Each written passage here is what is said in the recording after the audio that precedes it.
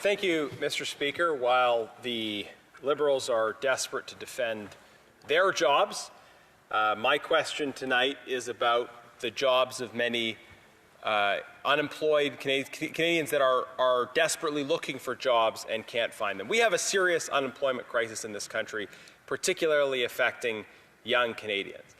The unemployment rate has been continuously going up over the last 3 years. It has now hit 7.1%. But the youth unemployment rate is really at catastrophic levels. It's 14.5%. Many young people are desperately looking for jobs and unable to find them. And this is, again, the continuation of a trend that has been going on for the last 3 years. And we have been regularly highlighting this problem of the jobs crisis and calling on the government to have a plan of some kind, but to present a plan. And in particular, as part of that plan, to reverse some of the policies that they've put in place that have led us to this point. So under this government, things have gotten so much more difficult when it comes to investing, building a business, growing a business, and employing other Canadians. So many barriers have been put in place blocking economic development. We've seen this especially in the area of natural resource development, but in other areas as well. The government has continuously put roadblocks in place that have undermined the competitiveness of our economy. And the result of that is that it is harder to start and grow a business, and therefore fewer jobs are being created.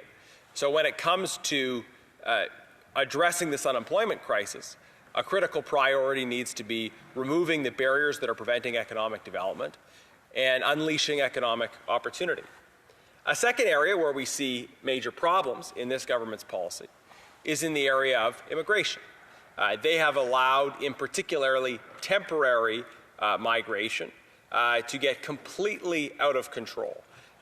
There has been, even within the intended parameters, rampant abuse of the temporary foreign worker program.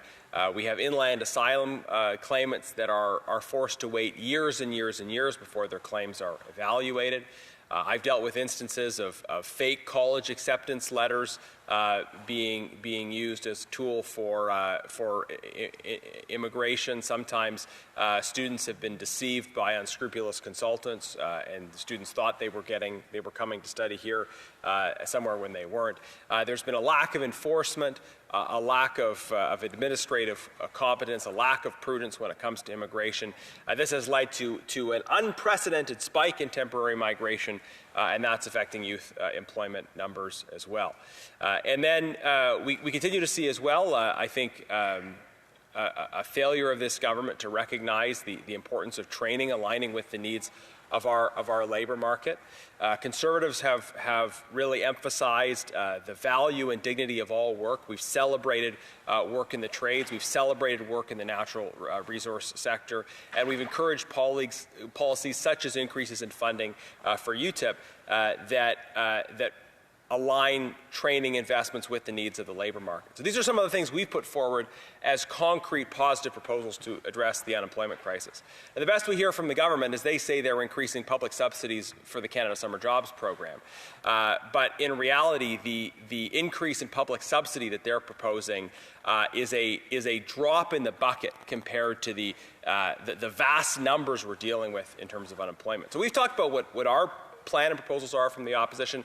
I'd like to know, what is the plan of the government to deal with this escalating unemployment crisis?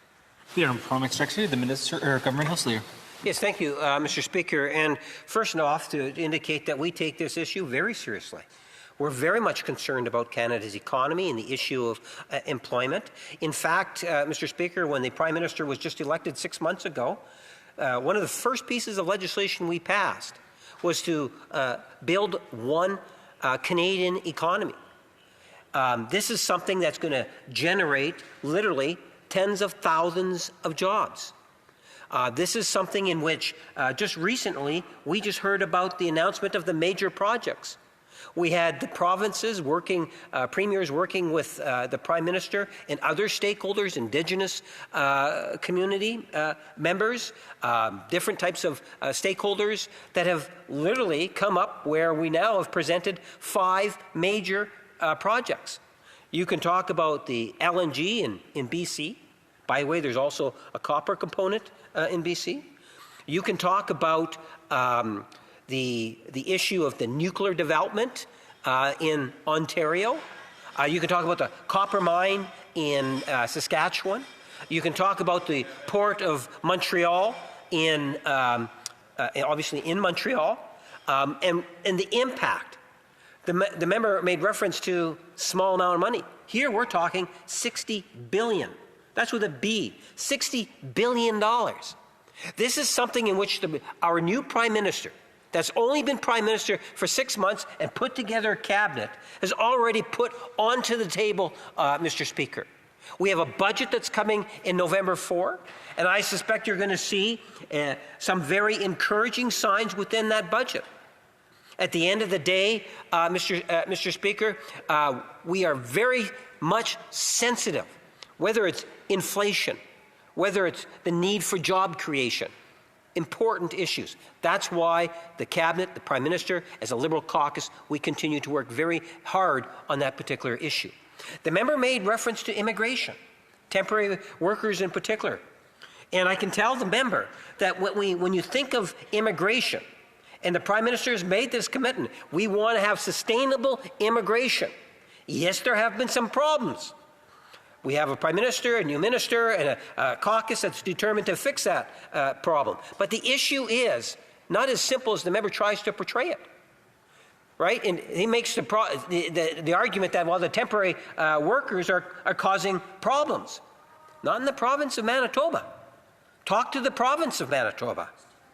Take a look in terms of some of our rural communities, even in rural Alberta, and listen to what rural communities in Alberta might be saying, or Saskatchewan. Talk to some of our rural communities in the province of Quebec. Are they all taking the same side as the leader of the Conservative Party? Short answer, no. It's not as simple as the Conservative Party tries to portray it. As a government, the Prime Minister has made, again, a commitment that we are going to deal with the immigration, temporary visa issues. And yes, that means it might take some time, but we will deal with it. We will get through it, Mr. Speaker. But in all fairness, he's been the Prime Minister for 6 months with the Cabinet. We got a budget that's coming forward, I believe it's November 4. And at the end of the day, Mr. Speaker, I am confident that we are on the right track, that we are, in fact, improving the conditions. Look at all the things that have to be overcome, whether it's Trump, tariffs, the need for expanding our international trade opportunities. We're doing what we can. The honourable member for Sherwood Park, Fort Saskatchewan. Thank you, Mr. Speaker, and I do appreciate what a difficult job my honourable member for Winnipeg North has. He spent the last 10 years defending every aspect of the Trudeau government, and now he's here as the spokesman for this promise, attesting that his government will fix the problems that his government created.